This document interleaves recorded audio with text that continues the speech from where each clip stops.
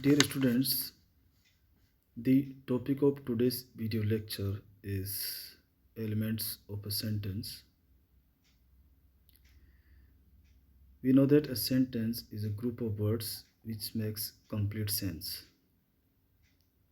For example, he reads a story. This is a sentence because it makes complete sense. Every sentence has two parts, subject and predicate. Subject is the part which names the person or thing we are speaking about. Example, John plays a football. Here, in this sentence, John is the subject. Predicate is the part which tells something about the subject. In the sentence, John plays football. Plays football is the predicate. Now, we come to the clause. What is a clause? A clause is just like a sentence, it is a group of words which forms part of a sentence. So it is not a sentence, but it is a part of a sentence and contains a subject and a predicate. Example, people who pay their debts are trusted. She thinks that she has made a mistake. In these sentences, who pay their debts and that she has made a mistake are examples of clauses. Now, what is a phrase? Phrase is the group of words which makes sense but not complete sense. For example, in the room of great beauty, a beautiful garden. These are some examples of phrases. They are a group of words, but they do not make complete sense. To understand the different elements, we shall be dealing only with simple sentences, that is, sentences consisting of only one clause. The elements of a simple sentence and or a clause are subject, verb, object, uh, complement, and adverbial. So these are the elements of a sentence. Now we will study these different elements,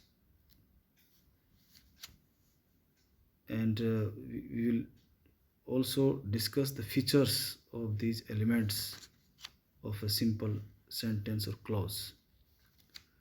The first element is subject. A subject may be defined as a functional element in a clause and it expresses the semantic role of the agent. Now, uh, we come to the syntactic properties of subject. A subject is normally a noun phrase. A subject is normally a noun phrase. For example, a beautiful palace stood across the river. A beautiful palace is subject and it is a noun phrase. A subject may be a clause with nominal function. For example, that he committed the forgery was a well known fact. In this sentence, that he committed the forgery is a clause and it is the subject. Subject occurs before the verb phrase in declarative sentence in declarative clauses and immediately after the operator in questions. For example, they have defeated the enemy. Here the subject is they and it is occurring before have defeated the verb phrase. And how did they defeat the enemy? Here the subject comes after the operator. How did. So here the operator is did and it comes after the this helping verb, auxiliary verb. So here the subject is they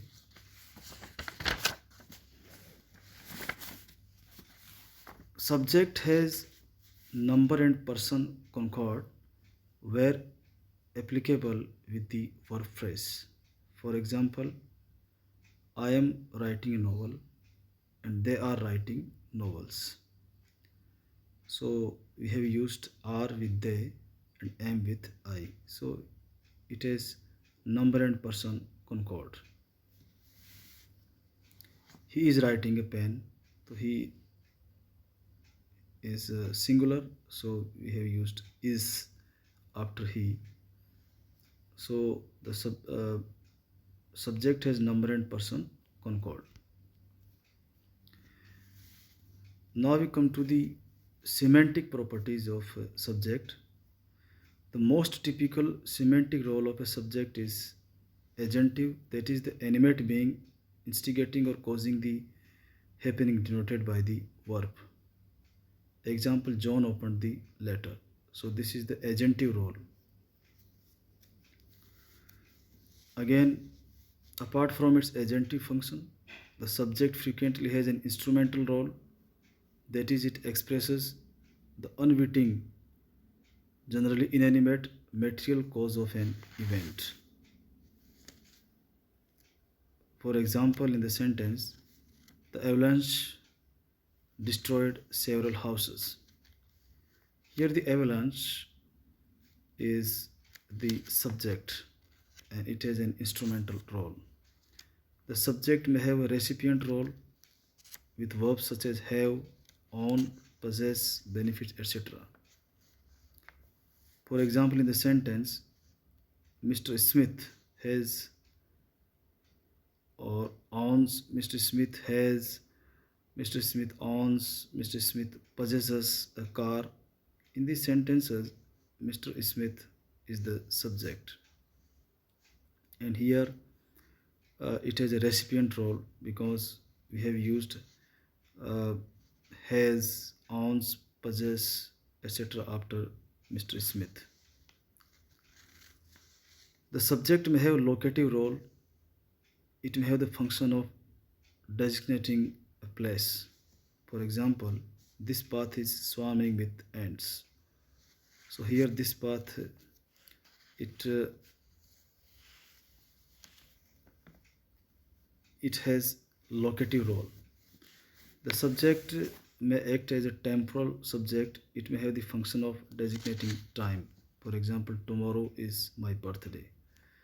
So here the role is it acts as a temporal subject. Now we come to empty its subject.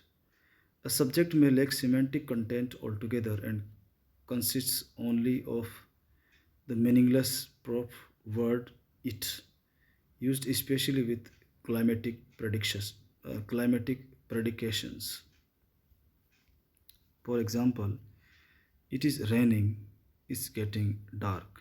So here it, in both the sentences, it is an empty subject.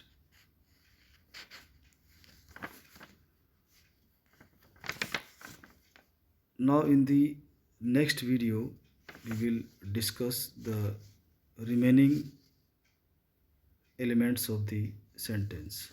Thanks for listening.